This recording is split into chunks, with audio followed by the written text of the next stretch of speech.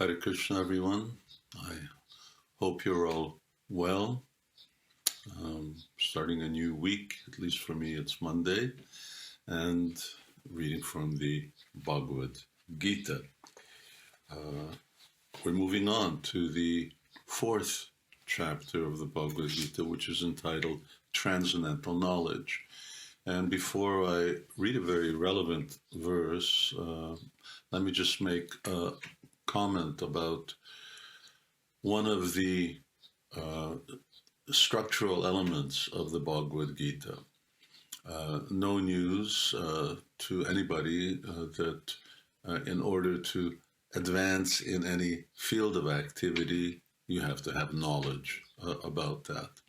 And the same goes with yoga.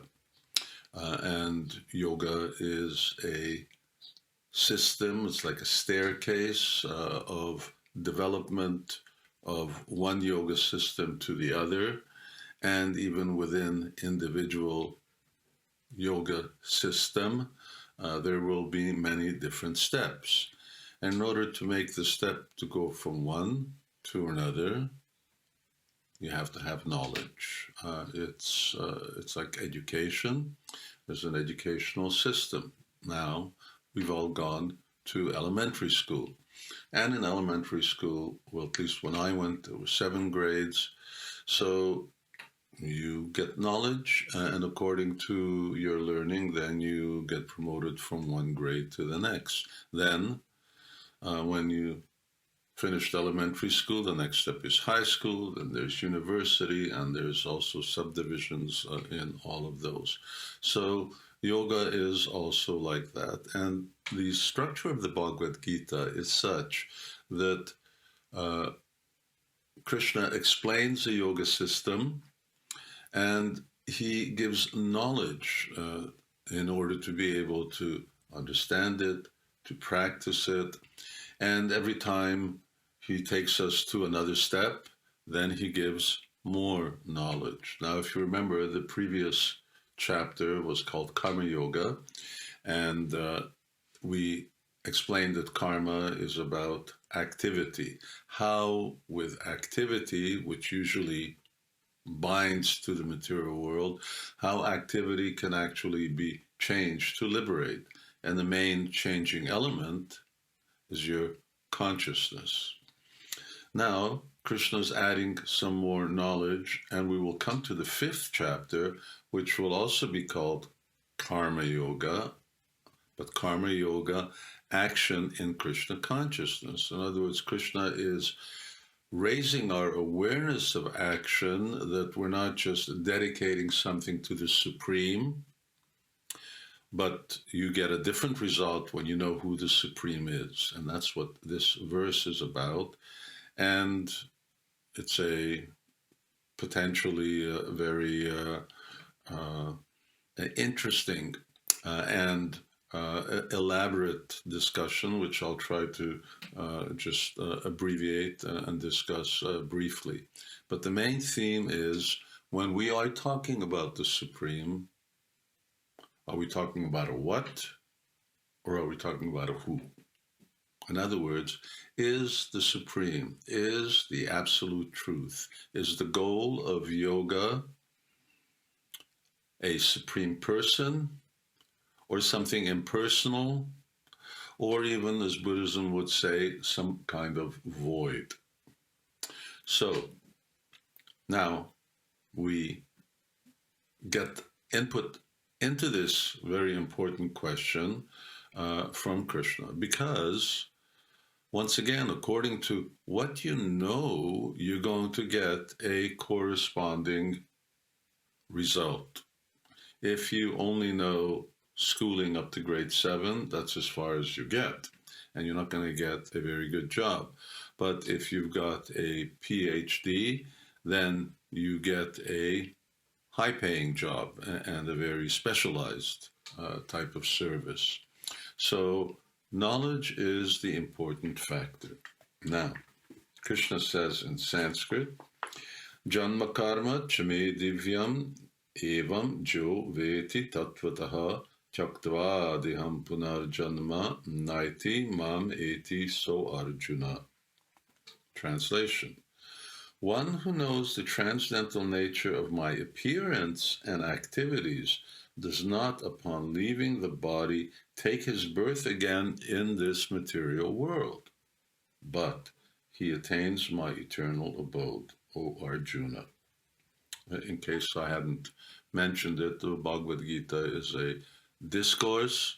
Mostly it's Krishna who is speaking to his friend and disciple Arjuna. So Krishna is in the role of the teacher, of the spiritual teacher, the guru. So two things Krishna is talking about here, his janma and his karma, his birth and his activities. And he says, me. So you have to picture that here is a person standing in front of another person. Krishna is speaking, and he's saying, me. Janma karma chami divyam. And he says divya. Divya means transcendental. And the word transcendental, you look it up, it means that which is beyond matter. Matter means beyond time and beyond space. Janma karma chami divyam. So something that's transcendent, that's not subject to decay, that's not subject to death, that's not even subject to birth. Very interestingly, he says, Janma karma chami divyam. He says, my birth and my activities are divya. They're transcendental. They're not like ordinary. How are they transcendental? They're transcendental in the sense that, like us, Krishna is eternal.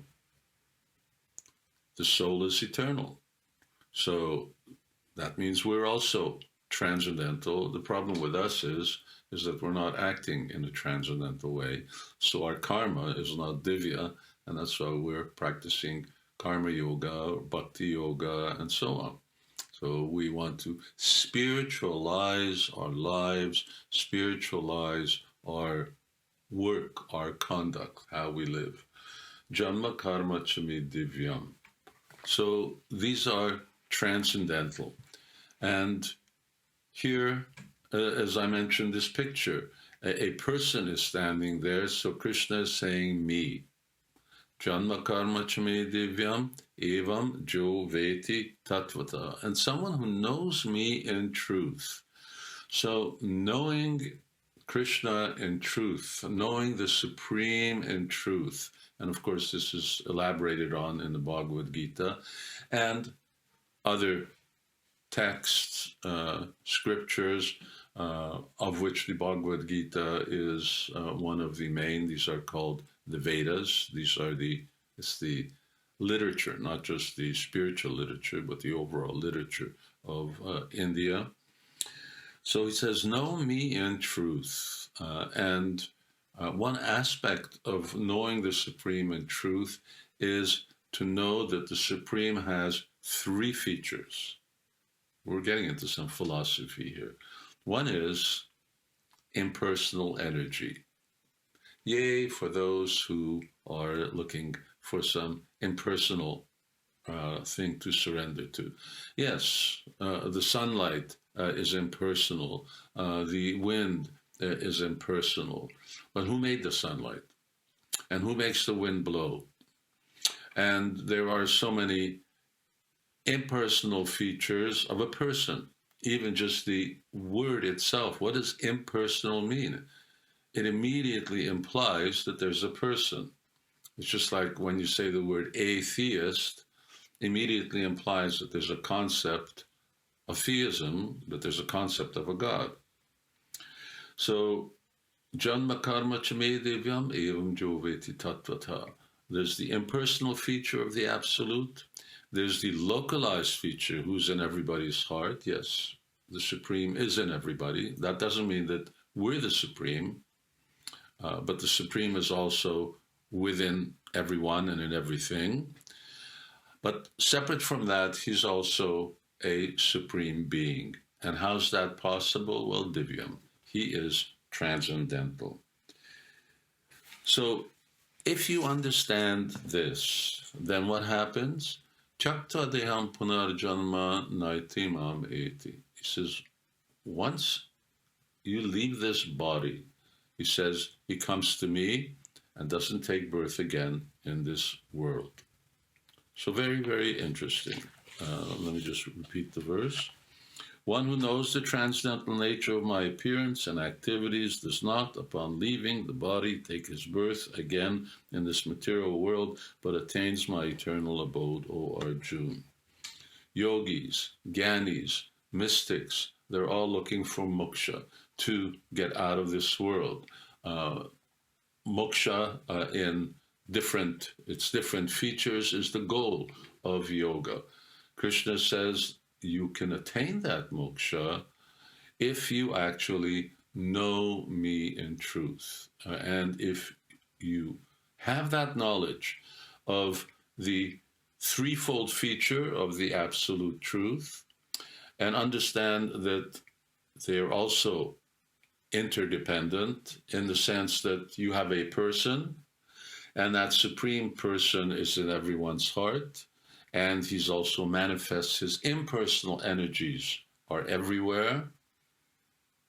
I've never met such a person like that, you may say. Well, you can, but no, we haven't. And even our conception of a person, not a limited small person like us, but an unlimited supreme person. And that's the difference between us and the supreme. We're very, very small, and there's a lot of us.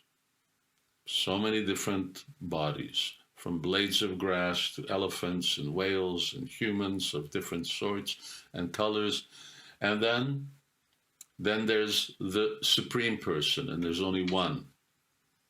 There's only one supreme person. So that's the overall picture of absolute truth, that there's the infinitesimally small sparks of spirit, us, and there's the infinitely large spirit, the one supreme. When you know this, and you add this knowledge to your yoga practice, you become successful in whatever yoga you practice.